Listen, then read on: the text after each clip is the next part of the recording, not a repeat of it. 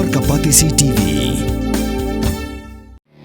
Kabul ka machine ka balas snacker pang ka bakham scam khamstet khamklan bat baduna bam umpnia.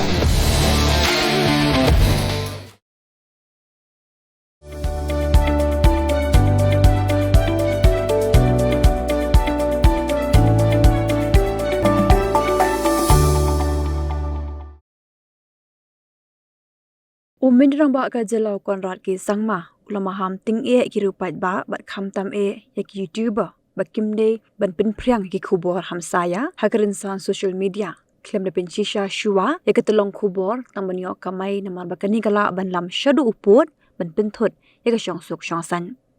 hagaji kram kilar pathai khubor hadi malawa ga jingalang bat kirang ba shnong kin thopru kin helam niam ba ki kin hun pher hakan rew trik rusaw ara jar posan ukonra sangmau loong bagajing pen priang gi khubor hamsaya klem na pinchi shai ka telong ka batikna ba klem na kli ni pertho na gi bor penya shnong kan bu jingma wa ga jing embryo namar bakan lamru wat hadu upot bagi pat bhor kila banishim yakaan halagi jong kiti. As media, I would definitely urge the media as well as the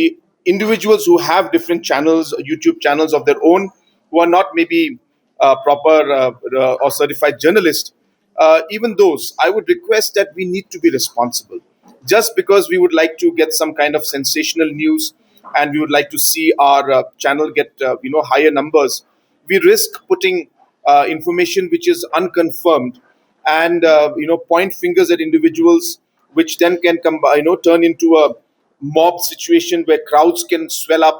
and law and order situation could break down. So therefore it is absolutely necessary that the media, the press and individuals who are involved in social media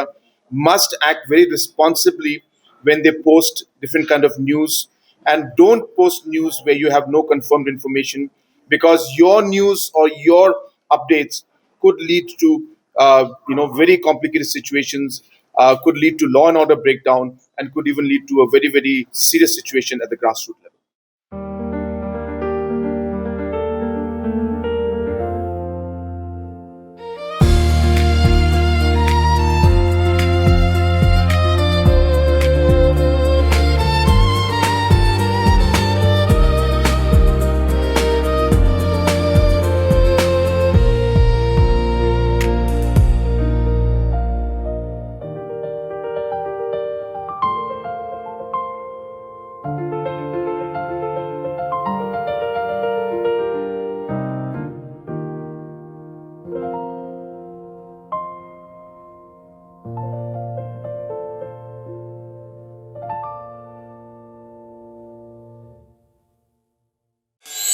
Reels qua